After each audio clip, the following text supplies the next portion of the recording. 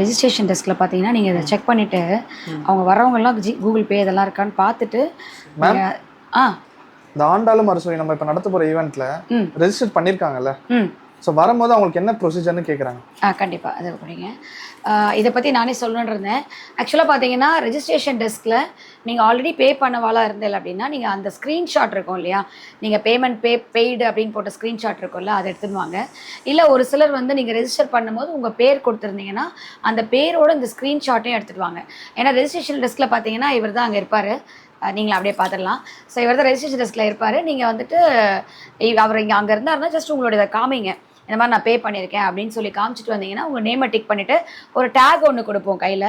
So அந்த take போட்டுட்டா மட்டும்தான் வந்து ஃபுட்டு உள்ளே அலவுடு. ஸோ நீங்கள் மறக்காமல் ரெஜிஸ்ட்ரேஷன் டெஸ்கில் காமிச்சிட்டு அந்த டேகை போட்டு நீங்கள் உள்ளே என்ட்ரி ஆகிடலாம். யாருமே மறந்துடாதீங்க. அதே மாதிரி நீங்கள் வந்து ஃபுட்டெல்லாம் சாப்பிட்டுட்டு நீங்கள் வெளில போகும்போது கையில் இருக்க டேகை ரிமூவ் பண்ணிவிட்டு உங்களுக்கு ஒரு ஸ்வீட் பாக்ஸும் உங்களுக்கு அவள் கொடுத்து அனுப்புவா. ஸோ இதுதான் கம்ப்ளீட் ப்ரொசீஜர். இது ரொம்ப பெருசாக நீங்கள் வந்து டென்ஷனே ஆகிக்க வேண்டாம். ஏன்னா நிறைய பேர் எனக்கு கால் பண்ணி மெசேஜஸ் வரல, எனக்கு வந்து எதுவுமே கன்ஃபர்மேஷன் மெயில் எதுவும் வரலன்னு கேட்குறீங்க. ஸோ நாங்கள் யாருக்குமே கன்ஃபர்மேஷன் மெயிலெலாம் கொடுக்கறதில்ல. நீங்கள் பேமெண்ட் பண்ணோடனே சக்ஸஸ்ஃபுல்னு வருது இல்லையா, அது மட்டும் தான் உங்கள் கன்ஃபர்மேஷன். அது ஒரு ஸ்க்ரீன்ஷாட் எடுத்துக்கோங்க. ரெஜிஸ்ட்ரேஷன் டெஸ்கில் அதை காமிச்சிட்டு நீங்கள் உள்ளே வரலாம்.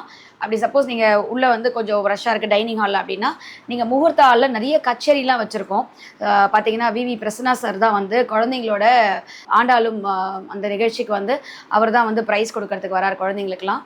அதே மாதிரி நிறைய கச்சேரி வச்சுருக்கோம். நம்ம கிருத்திகா அர்ஜுன் அவரோட கச்சேரி இருக்குது. அதுக்கப்புறம் நம்ம ஆரா லைவ் பேண்ட் அவரோட கச்சேரி இருக்குது. நீங்கள் அந்த கச்சேரியெல்லாம் கேட்டுருக்கலாம். ஒன்ஸ் டைனிங் ஹால் ஃப்ரீ ஆனவுடனே நீங்கள் உள்ளே வந்து சாப்பிட வந்துடலாம். ஸோ அங்கே நீங்கள் அது மட்டும் இல்லை, நிறைய அங்கே ஸ்டால் போட்டிருக்கா.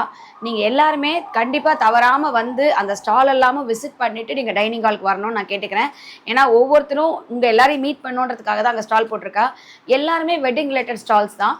நிறைய ட்ராவல்ஸ், இல்லை நீங்கள் வெளியூருக்கு எங்கேயாவது போகணும், இல்லை நீங்கள் அந்த மாதிரி கோவிலுக்கு எங்கேயாவது போகணும், அந்த மாதிரி ட்ராவல் ஏஜென்சிஸ் வேணும், நிறைய பேர் உள்ளே இருக்கா. நீங்கள் அவளையும் மீட் பண்ணி பேசிவிட்டு அதுக்கப்புறம் நீங்கள் டைனிங் ஹாலுக்கு வாங்க. ஸோ உங்கள் எல்லாரையும் பார்க்கறதுக்காக நாங்கள் வெயிட் பண்ணிட்டுருக்கேன். இந்த வீடியோ பார்க்குறவா எல்லாருமே முடிஞ்ச அளவுக்கு இந்த வீடியோவை ஷேர் பண்ணுங்க. ஏன்னா நிறைய பேர் ரெஜிஸ்டர் பண்ணவாளுக்கு இந்த வீடியோ போய் சேராமல் கூட இருக்கலாம். மறக்காமல் இந்த வீடியோவை ஷேர் பண்ணுங்க. Thank you very much.